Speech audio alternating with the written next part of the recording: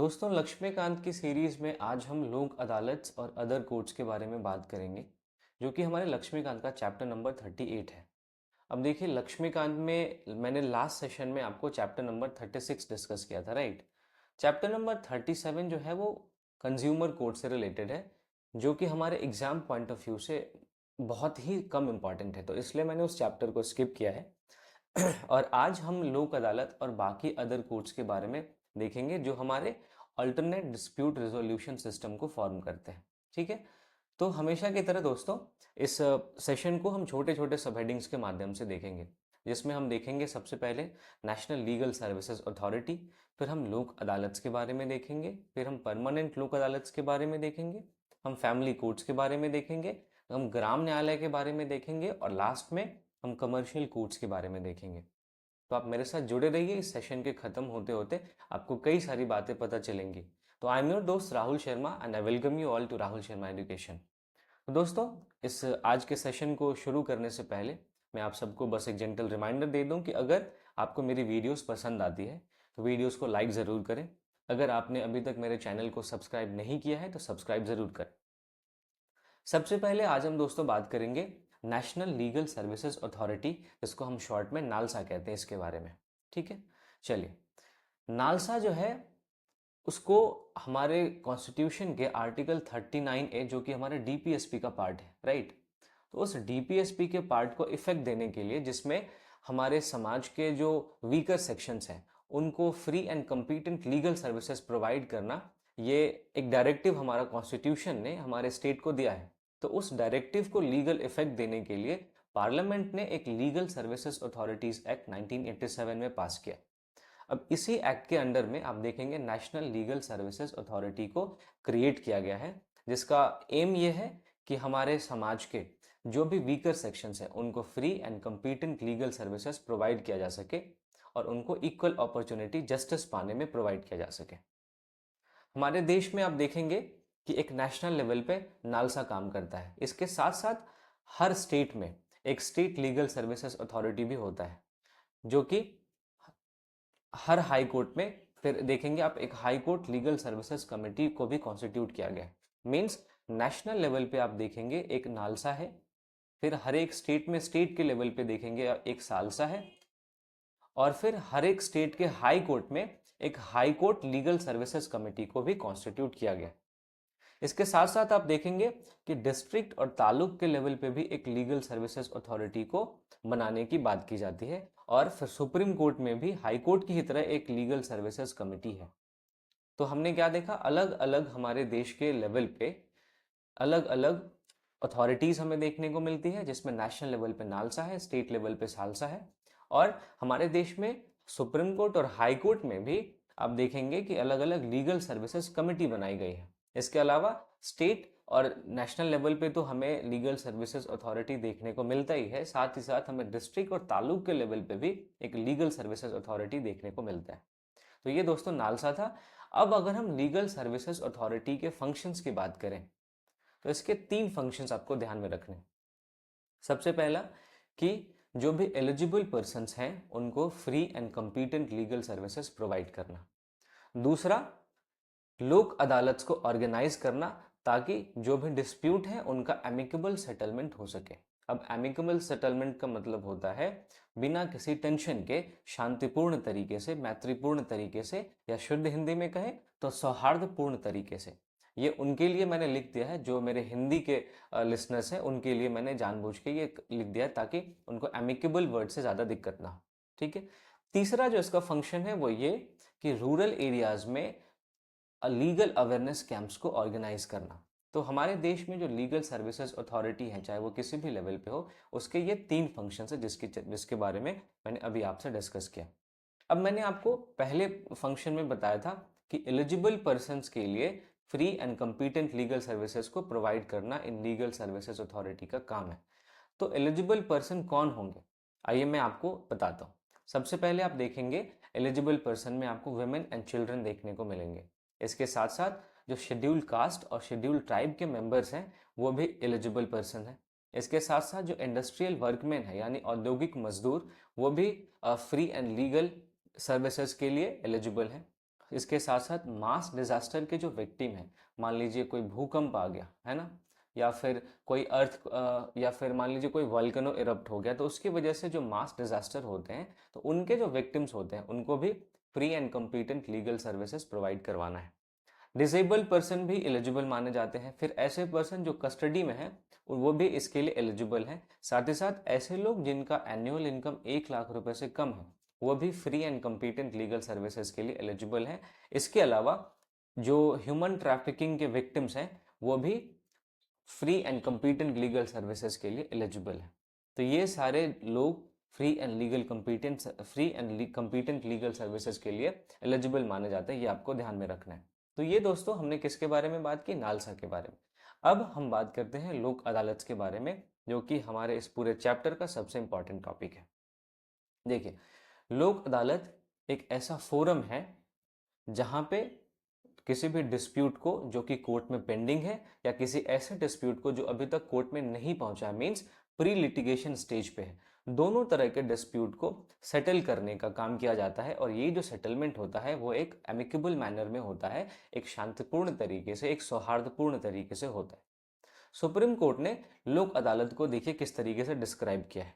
Supreme court ने कहा कि जो लोक अदालत हमारे देश में है वो ऑल्टरनेटिव डिस्प्यूट रिजोल्यूशन सिस्टम का एक कंपोनेंट है। यानी जुडिशरी के अलावा हमारे देश में डिस्प्यूट को रिजॉल्व करने के लिए जो भी सिस्टम काम करता है, उसी सिस्टम का एक पार्ट है हमारा लोक अदालत, जो कि गांधीयन प्रिंसिपल के ऊपर बेस्ड है। ठीक है। अब आप देखेंगे कि हमारे देश में जो जितने भी कोर्ट्स हैं, जो रेगुलर कोर्ट्स हैं, उनके ऊपर काफी ज्यादा बर्डन आता है, उनके पास बहुत ज्यादा बैकलॉग ऑफ केसेस हैं। तो ऐसे में जो लोक अदालत हैं वो एक अल्टरनेटिव रेजोल्यूशन प्रोवाइड करते हैं और एक इनएक्सपेंसिव जस्टिस प्रोवाइड करते हैं। इनएक्सपेंसिव जस्टिस का मतलब एक सस्ता न्याय प्रोवाइड करते हैं, है ना। तो इनएक्सपेंसिव जस्टिस इस तरीके से आप देखेंगे कि लोक अदालत में आपको कोई भी कोर्ट फी नहीं पे करना पड़ता, और अगर आपको कोई कोर्ट फी पे करना भी पड़ता है तो उस डिस्प्यूट के रिजोल्यूशन के बाद आपको वो वापस कर दिया जाता है। तो इस तरीके से जो लोक अदालत है वो हमारे देश के बाकी रेगुलर कोर्ट्स के ऊपर जो ओवर बर्डन है उसको कम करते हैं, जो बैकलॉग ऑफ केसेस हैं उनको काफ़ी ज़्यादा स्पीडी तरीके से रिजॉल्व करते हैं, साथ ही साथ हमारे समाज के कमज़ोर सेक्शंस को इनएक्सपेंसिव जस्टिस यानी कि सस्ता न्याय उपलब्ध करवाते हैं। सुप्रीम कोर्ट ने फिर कहा कि जो लोक अदालत की प्रोसीडिंग्स होती है उसमें ना तो कोई विजेता होता है, ना कोई विक्टर होता है, ना ही कोई वैंकिश होता है, मीन्स कि ना ही कोई पराजित होता है। इस तरीके से किसी भी डिस्प्यूट में जितनी भी पार्टीज हैं उनके मन में एक दूसरे के प्रति कोई भी विद्वेष यानी कोई भी रैनकॉर नहीं रह जाता, कोई भी बुरी भावना नहीं रह जाती। इस वजह से लोक अदालत हमारे देश में ऑल्टरनेटिव डिस्प्यूट रिजोल्यूशन सिस्टम का एक बहुत इंपॉर्टेंट कंपोनेंट बन जाते हैं। तो सुप्रीम कोर्ट ने इस तरीके से लोक अदालत को डिस्क्राइब किया। आई होप आपको समझ में आया होगा। दोस्तों, अगर हम लोक अदालत के फीचर की बात करें तो आप देखिए कि हमारे इंडिपेंडेंट इंडिया में पहली बार लोक अदालत का कैंप 1982 में गुजरात में ऑर्गेनाइज किया गया था। लेकिन तब इसके डिसीजंस को स्टैट्यूटरी बैकिंग नहीं मिली थी। मींस जब पहली बार लोक अदालत को ऑर्गेनाइज किया गया तो इसके डिसीजंस को बाइंडिंग नहीं माना जाता था। ठीक है। अब धीरे धीरे करके ये देश के अलग अलग हिस्सों में ऑर्गेनाइज होने लगा, इसकी पॉपुलैरिटी काफ़ी ग्रो करने लगी। तो जब इसकी पॉपुलैरिटी ग्रो करने लगी तो हमारे देश में इस इंस्टीट्यूशन को एक स्टैट्यूटरी बैकिंग देने की डिमांड उठी। तो इस तरीके से आप देखेंगे इसी डिमांड के मद्देनजर जो लीगल सर्विसेज अथॉरिटीज एक्ट है 1987 का, उसने लोक अदालत को एक स्टैट्यूटरी स्टेटस दे दिया। ठीक है। तो ये मैंने आपको लोक अदालत का बैकग्राउंड बताया। अब जरा हम बात करते हैं लोक अदालत के ऑर्गेनाइजेशन के बारे में और इसके फंक्शंस के बारे में। देखिए, जितने भी हमारे देश के अंदर लीगल सर्विसेज अथॉरिटीज हैं और जितने भी कमिटीज हैं उन सबको लोक अदालत को ऑर्गेनाइज करने की पावर है at such intervals and places they things fit. मतलब किसी भी जगह पे या जितने भी इंटरवल पे हमारे देश के अंदर लीगल सर्विसेज अथॉरिटीज और कमिटी को जो भी उनको ठीक लगे, जो भी उनको फिट लगे, उतने इंटरवल्स पे और उन जगहों पे लोक अदालत को ऑर्गेनाइज करने की पावर दी गई है। आप जनरली देखेंगे कि लोक अदालत के ऑर्गेनाइजेशन में एक तो चेयरमैन होता है जो कि एक जुडिशियल ऑफिसर होता है। इसके साथ साथ इसके मेंबर्स के रूप में आप एक लॉयर को और एक सोशल वर्कर को देखते हैं। तो ये दोस्तों लोक अदालत का ऑर्गेनाइजेशन एंड फंक्शंस था। अगर हम लोक अदालत के ज्यूरिसडिक्शन की बात करें, देखिए, तो लोक अदालत ऐसे केसेस को सुन सकता है जो किसी भी कोर्ट में पेंडिंग है, साथ ही साथ वो प्री लिटिगेशन के स्टेज के केसेस को भी सुन सकता है। लेकिन अगर कोई ऐसा ऑफेंस जो किसी भी लॉ के अंदर में नॉन कंपाउंडेबल है, यानी उसमें आपको जो सजा है ना, उस पर कोई भी आर्थिक दंड नहीं है, तो नॉन कंपाउंडेबल नेचर के ऑफेंसेस जो हैं वो लोक अदालत के परव्यू से बाहर में आते हैं। ऐसे मामलों को लोक अदालत में नहीं सुना जा सकता। ठीक है, अब देखिए कि कोई भी पेंडिंग केस, जो भी कोर्ट के सामने पेंडिंग केस है, उसको लोक अदालत में सेटलमेंट के लिए कब लाया जाएगा। तीन सिचुएशन आपको इसमें ध्यान में रखना है जब किसी भी कोर्ट में पेंडिंग केस को लोक अदालत के सामने सेटलमेंट के लिए लाया जाता है। सबसे पहला इसमें सिचुएशन यह है कि जो भी पार्टीज उस डिस्प्यूट से रिलेटेड हैं, वो पार्टी अगर उस अपने डिस्प्यूट को सेटल करवाने के लिए लोक अदालत में जाने के लिए अग्री करते हैं, तो फिर उस डिस्प्यूट को लोक अदालत में ले जाया जाएगा। ठीक है, दूसरी चीज जो आपको ध्यान में रखनी है कि अगर उन दोनों पार्टीज में से एक पार्टी ने कोर्ट को ये एप्लीकेशन दिया है कि इस केस को मैं लोक अदालत में सुनवाई करवाना चाहता हूं, तो ऐसे केसेस में भी उस केस को लोक अदालत में सेटलमेंट के लिए भेजा जा सकता है। और तीसरा केस कि जब कोर्ट इस बात से सेटिस्फाइड है कि ये जो मैटर है जो उसके सामने है वो लोक अदालत के कॉग्निसेंस के लिए अप्रोप्रिएट है, यानी लोक अदालत के द्वारा सुनने जाने के लिए अप्रोप्रिएट है, ऐसा अगर कोर्ट को लगता है तो फिर कोर्ट उस मामले को लोक अदालत को सौंप सकती है। तो ये तीन ऐसे केसेस हैं जहां पे किसी भी कोर्ट में पेंडिंग केस को लोक अदालत को रेफर किया जा सकता है। ठीक है, अब देखिए कि लोक अदालत के पास हमारे देश में जितने भी सिविल कोर्ट्स हैं उन्हीं की तरह सेम पावर है, और ये बात कहाँ लिखी हुई है, कोर्ट ऑफ सिविल प्रोसीजर 1908 में। ठीक है, फिर उसके बाद आप देखिए कि लोक अदालत को अपने खुद के प्रोसीजर को स्पेसिफाई करने की पावर है, और जितने भी प्रोसीडिंग्स होते हैं लोक अदालत के, उनको जुडिशियल प्रोसीडिंग्स माना जाता है। इसके साथ साथ आपको यह ध्यान में रखना है कि लोक अदालत के किसी भी डिसीजन को किसी दूसरे कोर्ट में चैलेंज नहीं किया जा सकता। जो लोक अदालत का डिसीजन होता है, लोक अदालत का जो अवार्ड होता है, वो फाइनल होता है और दोनों पार्टीज पे बाइंडिंग होता है। ये आपको ध्यान में रखना है। मीन्स अगर किसी मामले में लोक अदालत ने कोई डिसीजन दे दिया तो उस डिसीजन के अगेंस्ट में आप दुनिया के माफ कीजिएगा, हमारे देश के किसी भी कोर्ट में अपील नहीं कर सकते। ये आपको ध्यान में रखना है। तो ये दोस्तों हमने लोक अदालत के फीचर्स को देखा। अब जरा हम बात करते हैं लोक अदालत के टाइप के बारे में। अब देखिए कि हमारे देश के अंदर कई टाइप की लोक अदालत हैं, जिसमें सबसे इंपॉर्टेंट आपका जो परमानेंट लोक अदालत है ये। इसके अलावा हमारे देश में स्टेट लोक अदालत भी पाए जाते हैं और नेशनल लोक अदालत भी पाए जाते हैं। नेशनल लोक अदालत जो होता है ना, ये सारे कोर्ट्स के अंदर में हमारे पूरे देश में एक सिंगल डे पे इसको हेल्ड किया जाता है। तो नेशनल लोक अदालत के बारे में एक इंपॉर्टेंट बात आप ये ध्यान में रख सकते हैं कि इसको सिंगल डे पे पूरे देश में हेल्ड किया जाता है। अब इन तीनों में मैंने आपको बताया कि सबसे ज्यादा इंपॉर्टेंट परमानेंट लोक अदालत हैं। इसके बारे में दोस्तों अभी अभी हम आगे काफी डिटेल में देखेंगे। अब हम बात कर लेते हैं जरा लोक अदालत के बेनिफिट की, कि आखिर लोक अदालत के कौन कौन से बेनिफिट्स हैं जिसकी वजह से इसको एक स्टैट्यूटरी बैकिंग दी गई है लीगल सर्विसेज अथॉरिटीज एक्ट 1987 के माध्यम से। तो सबसे पहला इसका फायदा यह है कि इसमें कोई भी कोर्ट फी नहीं लगता है, और अगर कोई कोर्ट फी लगता भी है तो अगर मामला लोक अदालत में ही सेटल हो गया तो फिर उस कोर्ट फी को रिटर्न कर दिया जाता है। ये आप ध्यान में रखेंगे। दूसरी चीज कि लोक अदालत में प्रोसीजरल फ्लेक्सिबिलिटी होती है, साथ ही साथ स्पीडी ट्रायल हमें देखने को मिलता है। प्रोसीजरल फ्लेक्सिबिलिटी का मतलब क्या है? आप रेगुलर कोर्ट में देखेंगे तो रेगुलर कोर्ट की जो प्रोसीडिंग्स होती है उसको काफी स्ट्रिक्टली फॉलो किया जाता है, लेकिन लोक अदालत में ऐसा कोई स्ट्रिक्ट प्रोविजन नहीं है कि जो भी प्रोसीजर है उसको स्ट्रिक्टली फॉलो किया जाए। यहाँ पे हमें थोड़ी सी फ्लेक्सिबिलिटी देखने को मिलती है, तो इससे समाज के हमारे वीकर सेक्शंस के लिए चीजें थोड़ी सी आसान हो जाती है। और स्पीडी ट्रायल हमें देखने को मिलता है, तो इससे फायदा ये होता है कि जो भी हमारे यहाँ पे जिस भी पर्सन को जस्टिस मिलना है उसको तुरंत जस्टिस मिल जाता है।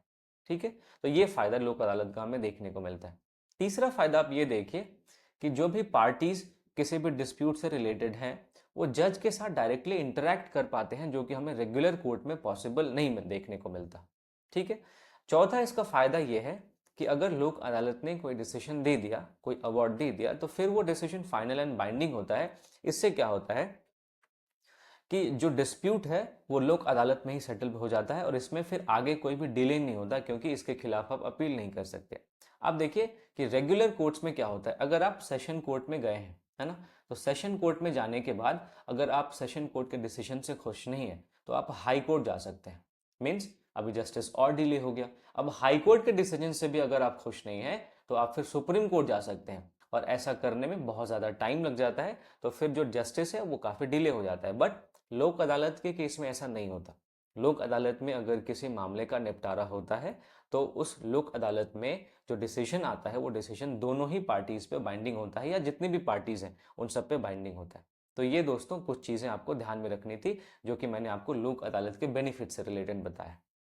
अब मैंने यहाँ पे जब आपको मैं टाइप्स ऑफ लोक अदालत पढ़ा रहा था तो यहाँ पे मैंने बताया कि परमानेंट लोक अदालत का एक टाइप है जो कि सबसे ज़्यादा इंपॉर्टेंट टाइप है। तो हम सबसे पहले बात करते हैं परमानेंट लोक अदालत के बारे में। देखिए, परमानेंट लोक अदालत को भी जो 1987 का लीगल सर्विसेज अथॉरिटीज एक्ट है उसी के अंडर इस्टेब्लिश किया गया है, लेकिन इसको इस्टेब्लिश 2002 में जो अमेंडमेंट आया है इस एक्ट में उसके थ्रू किया गया है। ठीक है, अब परमानेंट लोक अदालत जो होते हैं वो पब्लिक यूटिलिटी सर्विस से रिलेटेड केसेस को डील करते हैं। तो अगर हम सेलियंट फीचर्स की बात करें जो परमानेंट लोक अदालत की है तो उसको हम इन सारे पॉइंट्स के थ्रू हम देख सकते हैं। सबसे पहला कि जो परमानेंट लोक अदालत जो PLA जिसको हम शॉर्ट में कह सकते हैं वो हमेशा पब्लिक यूटिलिटी सर्विस से रिलेटेड मामलों को डील करता है। जैसे ये स्पेसिफिकली हैंडल करता है पब्लिक यूटिलिटी सर्विस से रिलेटेड डिस्प्यूट को, जिसमें आपको transport, postal, telegraph, electricity, water supply इत्यादि मामले देखने को मिलते हैं। दूसरी चीज जो आपको ध्यान में रखनी है कि परमानेंट लोक अदालत अपने नेचर में परमानेंट होते हैं। अब देखिए कि जो रेगुलर लोक अदालत होते हैं वो पीरियोडिकली हेल्ड किए जाते हैं, बट परमानेंट लोक अदालत साल भर काम करते हैं। फिर परमानेंट लोक अदालत में भी लोक अदालत की ही तरह कोई भी कोर्ट फी नहीं ली जाती, लेकिन अगर किसी मामले में कोर्ट फी ली भी जाती है तो उसको मामला सेटल होने के बाद रिफंड कर दिया जाता है। साथ ही साथ जो परमानेंट लोक अदालत है उसका अपना जुरिस्डिक्शन लिमिट है। मींस कि ये 1 करोड़ तक के मॉनेटरी वैल्यू के डिस्प्यूट को ही इंटरटेन करता है। 1 करोड़ से ज़्यादा का अगर कोई मॉनेटरी वैल्यू का केस है तो ये उसको इंटरटेन नहीं करेगा।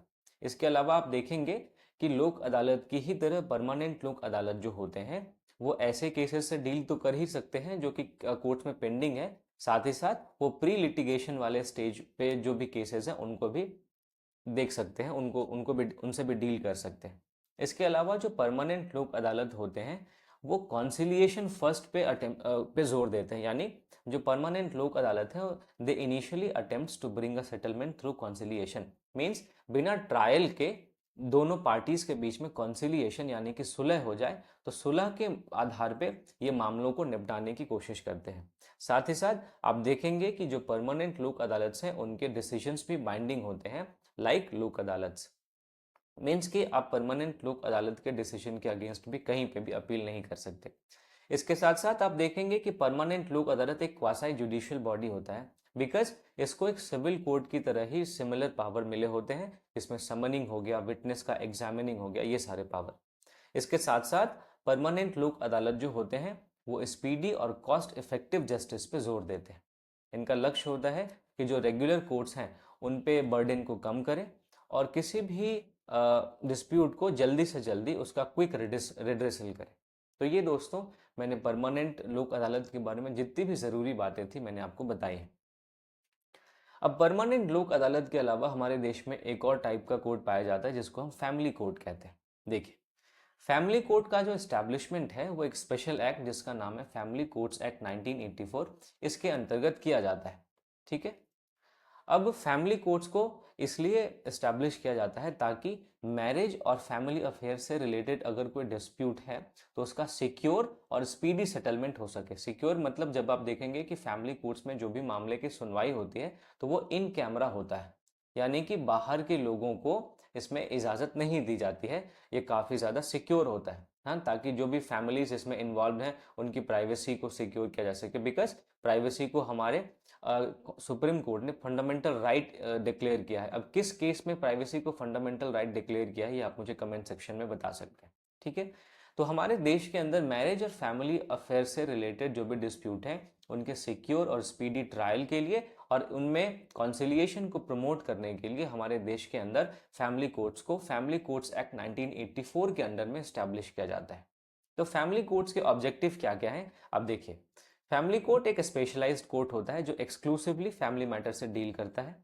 फिर ये एक ऐसा मैकेनिज्म को इंस्टीट्यूट करता है जो कि फैमिली से रिलेटेड मामलों में कॉन्सिलिएशन के थ्रू डिस्प्यूट का सेटलमेंट करवाते हैं। साथ ही साथ फैमिली कोर्ट्स हमें एक इनएक्सपेंसिव रेमेडी को भी प्रोवाइड करता है। इनएक्सपेंसिव रेमेडी को हम हिंदी में सस्ता उपचार कह सकते हैं। ठीक है, चलिए अब हम फैमिली कोर्ट्स के फीचर की अगर हम बात करें तो फैमिली कोर्ट का एक्सक्लूसिव ज्यूरिसडिक्शन हमें देखने को मिलता है। एक्सक्लूसिव ज्यूरिसडिक्शन मींस कि ये केवल और केवल marriage, divorce, child custody, maintenance या गार्डियनशिप इन्हीं सब मामलों से रिलेटेड केसेस को से डील करता है। इसका नेचर आप देखेंगे सिविल नेचर होता है, क्योंकि ये केवल सिविल मैटर्स जो कि फैमिली और मैट्रिमोनियल इश्यूज से रिलेटेड है उसी को एंटरटेन करता है।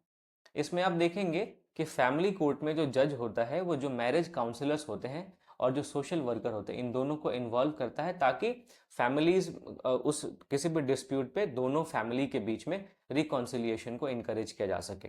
इसके साथ साथ आप रेगुलर कोर्ट्स के अपोजिट इसमें आप देखेंगे कि लॉयर्स को लाना आपके लिए मैंडेटोरी नहीं है। Parties can present their own case. जो भी फैमिली कोर्ट में पार्टीज हैं, डिस्प्यूट से रिलेटेड पार्टीज हैं, वो अपने अपने केस को खुद ही प्रेजेंट कर सकता है। उनके लिए लॉयर्स लाना मैंडेटरी नहीं है, लेकिन जो कोर्ट है उसके परमिशन के बाद वो लॉयर को ला सकते हैं अगर उनकी मर्जी है तो।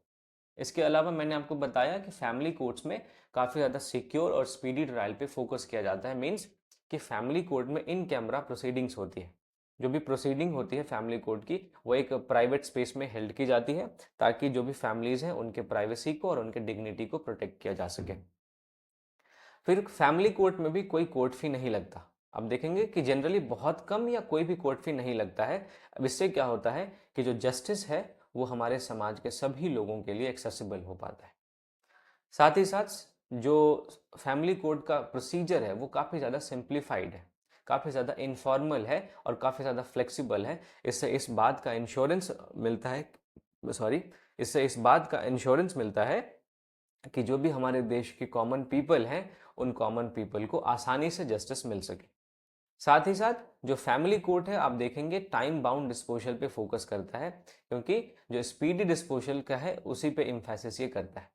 इसके अलावा फैमिली कोर्ट्स चाइल्ड वेलफेयर पे फोकस करता है, क्योंकि जब भी कस्टडी या गार्डियनशिप से रिलेटेड केसेस आते हैं तो चाइल्ड के बेस्ट इंटरेस्ट में क्या है, कोर्ट इस बात पे काफ़ी ज़्यादा फोकस करता है।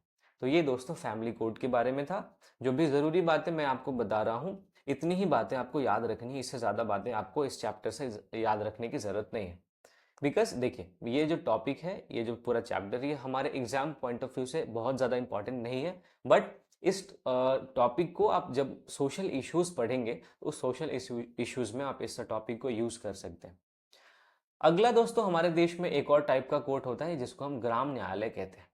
तो ग्राम न्यायालयों को ग्राम न्यायालय एक्ट 2008 के अंडर में स्टैब्लिश किया जाता है ताकि सिटीजन्स को उनके डोर स्टेप पे जस्टिस प्रोवाइड करवाया जा सके और हमारे देश का कोई भी सिटीजन जो कि सोशली या इकोनॉमिकली डिजेबल है उनको केवल इस डिसेबिलिटी के आधार पे कि उनको वो सोशली बैकवर्ड है, इकोनॉमिकली उतने सक्षम नहीं है, केवल इस आधार पे उनको जस्टिस ना मिले, इस बात को पूरी तरह से खत्म करने की कोशिश ग्राम न्यायालय करता है। समझ में आई बात आपको कि ग्राम न्यायालय एक्ट एक ग्राम न्यायालय को एस्टेब्लिश करता है और ग्राम न्यायालय का एम होता है कि हमारे देश के ऐसे सिटीजन जो कि सोशली और इकोनॉमिकली डिसेबल हैं उनको जस्टिस सिक्योर करवाना, उनको उनके दरवाजे पे आके जस्टिस प्रोवाइड करवाना, ये उनका लक्ष्य होता है। अब देखिए कि ग्राम न्यायालय को इस्टेब्लिश करने का जो पावर है वो स्टेट गवर्नमेंट के पास है, बट स्टेट गवर्नमेंट अपने रिस्पेक्टिव हाई कोर्ट के साथ कंसल्टेशन करेगी। इसका मतलब ये है कि ग्राम न्यायालय का इस्टेब्लिशमेंट मैंडेटोरी नहीं है, ये दोस्तों आपको ध्यान में रखना है। अगर हम ग्राम न्यायालय के फीचर्स की बात करें तो ये दोस्तों मोबाइल कोर्ट्स होते हैं। मीन्स इनका कोई एक जगह फिक्स नहीं होता, ये अलग अलग जगह पे अपनी प्रोसीडिंग्स को हेल्ड कर सकते हैं। इससे क्या होता है, इससे मान लीजिए कि हमारे देश के बहुत जो ऐसे रिमोट एरियाज है वहाँ पे भी ग्राम न्यायालय को इस्टेब्लिश करके जो हमारे देश के कमज़ोर सेक्शन हैं उनको जस्टिस प्रोवाइड करवाया जा सकता है। अगर हम ग्राम न्यायालय में प्रेसाइडिंग ऑफिसर की बात करें तो एक न्यायाधिकारी इसको हेड करता है और इस न्यायाधिकारी को जुडिशियल मैजिस्ट्रेट जो कि फर्स्ट क्लास का एक ऑफिसर होता है उसी के इक्विवेलेंट पावर मिला होता है। ग्राम न्यायालय का जो जुरिस्डिक्शन होता है वो सिविल और क्रिमिनल दोनों केसेस में होता है और कौन से सिविल और कौन से क्रिमिनल केसेस में होगा इस बात को ग्राम न्यायालय एक्ट में स्पेसिफाई किया गया है, साथ ही साथ स्टेट के नोटिफिकेशन में भी स्पेसिफाई किया गया है। ग्राम न्यायालय का दोस्तों जो प्रोसीजर होता है वो काफ़ी सिंपल एंड फास्ट होता है। अब रेगुलर कोर्ट के मुकाबले इसी वजह से ग्राम न्यायालय में किसी भी मामले का क्विक डिस्पोजल हो पाता है। अगर हम कोर्ट फी की बात करें तो कोर्ट फी ग्राम न्यायालय में हमें काफ़ी कम देखने को मिलता है या फिर ना देखने को मिलता है। अब इससे क्या होता है कि जो भी जस्टिस है वो रूरल सिटीजन्स के लिए काफ़ी ज़्यादा अफोर्डेबल हो जाता है। अगर हम अपील के प्रोविजन की बात करें तो ग्राम न्यायालय के डिसीजन के खिलाफ जो अपील है वो क्रिमिनल केसेस में सेशन कोर्ट में और सिविल केसेस में डिस्ट्रिक्ट कोर्ट में किया जा सकता है। दोस्तों आप याद कीजिए जब मैंने आपको सबऑर्डिनेट कोर्ट्स पढ़ाया था तो वहाँ पे मैंने आपको बताया था कि जो डिस्ट्रिक्ट जज होता है जब वो सिविल मामलों को देखता है तो उसको हम डिस्ट्रिक्ट जज कहते हैं और जब ये क्रिमिनल मामलों को देखता है तो हम इसको सेशन जज कहते हैं, है ना। तो सबऑर्डिनेट कोर्ट्स में मैंने आपको डिस्ट्रिक्ट लेवल पे दो कोर्ट्स के बारे में बताया था। जो सबऑर्डिनेट कोर्ट्स होते हैं इसमें दो कोर्ट्स होते हैं, एक डिस्ट्रिक्ट लेवल पे जो सिविल केसेस देखता है और एक जो क्रिमिनल केसेस देखता है। तो एक में जो सिविल मामले में जो डिस्ट्रिक्ट में जज होता है उसको डिस्ट्रिक्ट जज कहते हैं और क्रिमिनल मामले में जो डिस्ट्रिक्ट में जज होता है उसको सेशन जज कहते हैं, है ना। तो ये चीज़ आपको ध्यान में होनी चाहिए। तो यहाँ पे मैंने वही बताया कि अगर ग्राम न्यायालय ने सिविल मामले में कोई भी डिसीजन दिया है तो उस सिविल मामले में डिसीजन के अगेंस्ट अगर आपको अपील करना है तो आप डिस्ट्रिक्ट कोर्ट में करेंगे और ग्राम न्यायालय के क्रिमिनल केसेस में डिसीजन के अगेंस्ट अगर आपको अपील करना है तो आप सेशन कोर्ट में करेंगे। ठीक है। ग्राम न्यायालय भी दोस्तों कॉन्सिलिएशन फर्स्ट अप्रोच अपनाता है, मतलब कि बिना ट्रायल के पे गए जो भी हमारे उसमें इन्वॉल्व पार्टीज हैं उनके बीच में सुलह हो जाए इस बात पे ग्राम न्यायालय जोर देता है। साथ ही साथ ग्राम न्यायालय टाइम बाउंड डिस्पोजल पे भी फोकस करता है। आप देखिए कि इसका एम होता है कि किसी भी केस को 90 दिनों के अंदर डिस्पोज कर दिया जाए। इसके अगर हम फंक्शनिंग एरियाज की बात करें तो आप देखिए कि जनरली जो क्लस्टर ऑफ विलेजेस को ये सर्व करता है, मीन्स गाँवों के समूह को ये सर्व करता है। इसका मतलब ये है कि हर गाँव के लिए एक सेपरेट ग्राम न्यायालय हो ऐसा ज़रूरी नहीं है।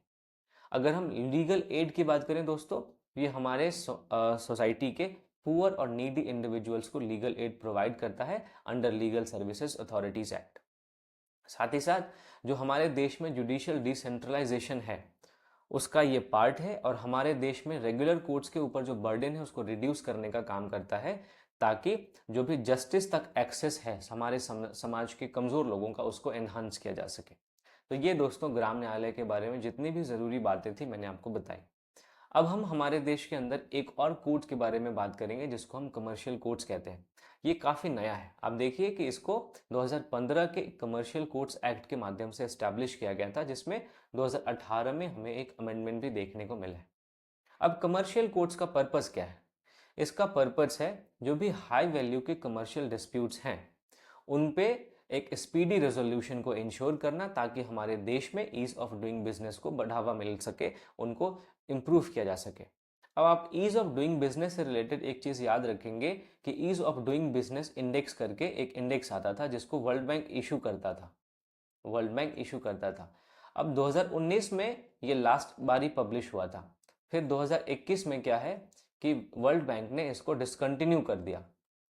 डिसकंटिन्यू इस वजह से किया क्योंकि कई सारे देश इस बात का अपोज कर रहे थे कि इस इंडेक्स को तैयार करने में जिन भी पैरामीटर्स का इस्तेमाल किया जाता है वो पैरामीटर्स काफ़ी ज़्यादा जो है वो बायस्ड हैं। इस वजह से जो ईज ऑफ डूइंग बिजनेस है इसकी क्रेडिबिलिटी पे सवाल खड़ा किया जाने लगा था, इसीलिए 2021 में वर्ल्ड बैंक ने इसको डिसकंटिन्यू कर दिया।